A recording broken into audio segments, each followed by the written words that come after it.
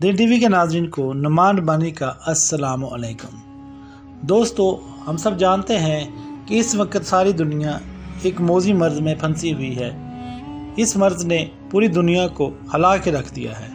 روز بہت سارے لوگ کی موتیں ہو رہی ہیں اور کچھ تندرست بھی ہو رہے ہیں، لیکن خوف کا عالم یہ ہے کہ ہم سب لوگ اپنے اپنے گھروں میں پھنسے ہوئے ہیں۔ ہماری حکومتیں یہ ہمیں کہہ رہی ہیں کہ اپنے گھروں میں رہیں، عبادت خانے بند ہو چکے ہیں، خانہ کعبہ کا طواف رکا ہوا تھا، وہ اللہ تعالیٰ نے اب معاف کیا ہے تو خانہ کعبہ کا طواف تو کھل گیا ہے، لیکن ابھی بھی رونقیں بحال نہیں ہوئی۔ ہم سب کو چاہیے کہ مصیبت کی اس گھڑی میں ہم اللہ تعالیٰ سے استغفار اللہ کریں تاکہ ہمیں اللہ تعالیٰ معاف کر دے اور ہمارے گناہوں کو بخش دے۔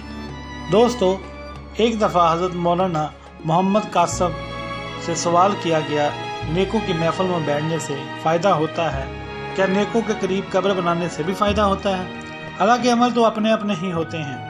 حضرت کو کوئی آدمی پنکھا کر رہا تھا، پوچھا آپ کو ہوا آ رہی ہے؟ اس نے کہا ہاں۔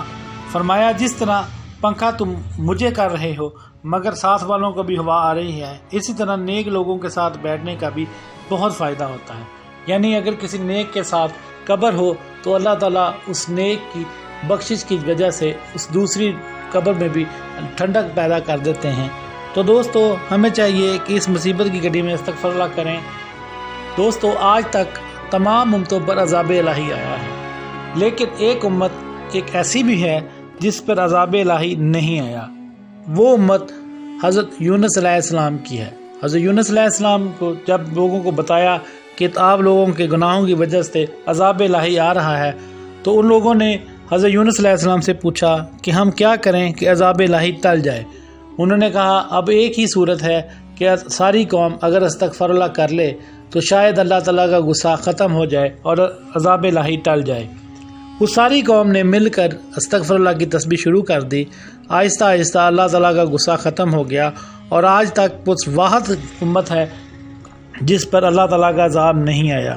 تو دوستو، اتنے گناہ ہو گئے ہیں کہ ہم لوگوں کو اللہ تعالیٰ کا قہر برپا ہو رہا ہے، لیکن اللہ تعالیٰ نے عذاب اس لیے نہیں کہا کہ ہمارے پیارے نبی صلی اللہ علیہ وسلم سے اللہ تعالیٰ نے وعدہ فرمایا تھا کہ ہماری امت پر عذاب الہی نہیں ہوگا، لیکن اللہ تعالیٰ کا غصہ اس بات کی علامت ہے کہ اس وقت پوری دنیا میں جو پریشانی چل رہی ہے، تو ہم سب کو چاہیے کہ اپنے گھروں میں بیٹھ کر استغفار اللہ کی تسبیح کریں تاکہ ہمارے اللہ تعالیٰ گناہ معاف کر دے اور دوبارہ ہم اپنی زندگی خوش و کرم طریقے سے گزار سکیں۔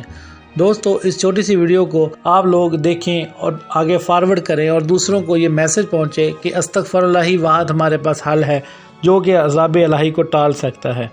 تو رمضان کی گھڑی آنے والی ہے، ہم تم کو چاہیے کہ پہلے ہی عبادت کریں تاکہ رمضان میں ہمارے سجدوں کو اللہ تعالیٰ بخشے اور ہمیں عبادت کرنے کی توفیق دے۔ نئی ویڈیو تک آنے کے لیے نعمان ربانی کا خدا حافظ۔